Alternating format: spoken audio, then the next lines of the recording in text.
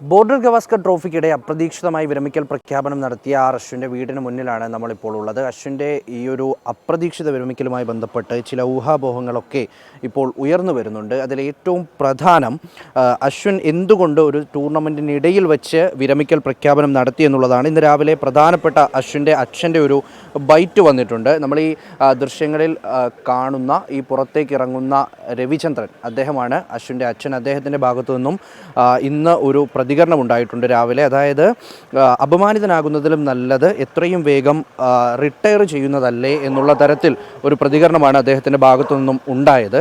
അതുകൊണ്ട് തന്നെ അത് ഏതെങ്കിലും തരത്തിലുള്ള സൂചനയാണോ എന്നുള്ള ഒരു പ്രധാനപ്പെട്ട ചോദ്യം നിലനിൽക്കുകയാണ്.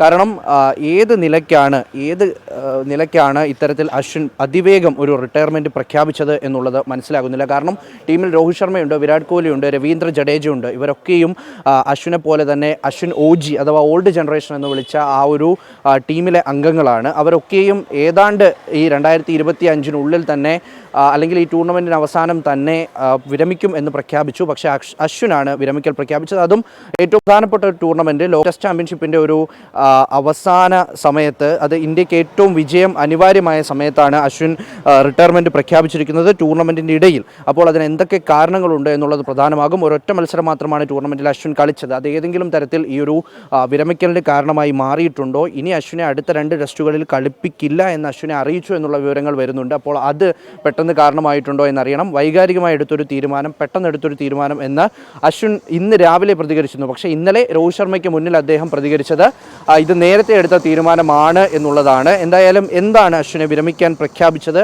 ഇത്ര പെട്ടെന്ന് അദ്ദേഹം ഒരു ടൂർണമെൻറ്റിനിടയിൽ വിരമിക്കൽ നടത്തിയത് എന്തുകൊണ്ടാണ് എന്നുള്ളത് ഇപ്പോഴും അറിയേണ്ടതായുണ്ട്.